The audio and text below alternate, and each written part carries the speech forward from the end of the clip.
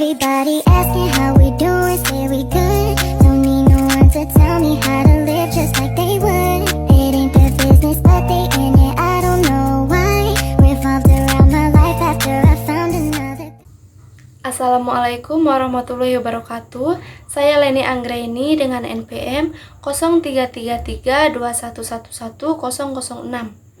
Video ini saya buat untuk memenuhi nilai UTS dari mata kuliah Pendidikan Inklusi dengan dosen pengampu Ibu Nurul Lazariah, SPSI MPSI.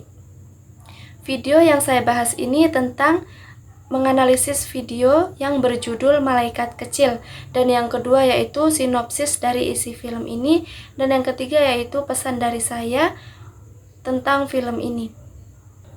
Film yang berjudul Malaikat Kecil ini yaitu film Indonesia pada tahun 2015 tanggal 8 Oktober yang disutradarai oleh Rizhyana dan diperankan oleh Dwi Sasono sebagai Budi, Tika Bravani atau Siti sebagai istri Budi, Rakel Patrika atau Rati sebagai putri Budi, dan Delon F. Alberes atau Ian sebagai putra Budi. Malaikat Kecil menceritakan nasib Budi yang diperankan Dwi Sasono sebagai kaum pendatang untuk mengadu nasib di Jakarta.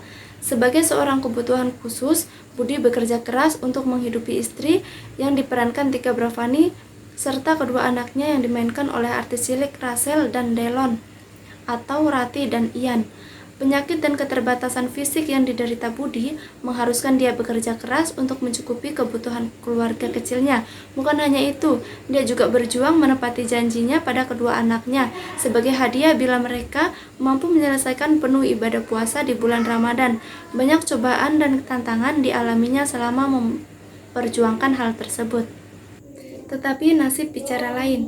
Sepeda yang dipakai untuk berkeliling berjualan ikan hias tertabrak mobil orang kaya, dan ketika mendekati Lebaran, tiba-tiba Ian terserang demam berdarah dan harus dirawat di yayasan kesehatan. Namun, Budi tetap yakin menepati janjinya. Budi mendapatkan pekerjaan sebagai kuli bangunan puluhan kilometer dari rumahnya.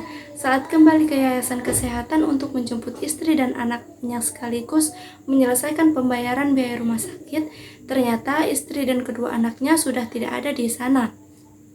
Dengan sepedanya, ia berkeliling mencari keluarganya.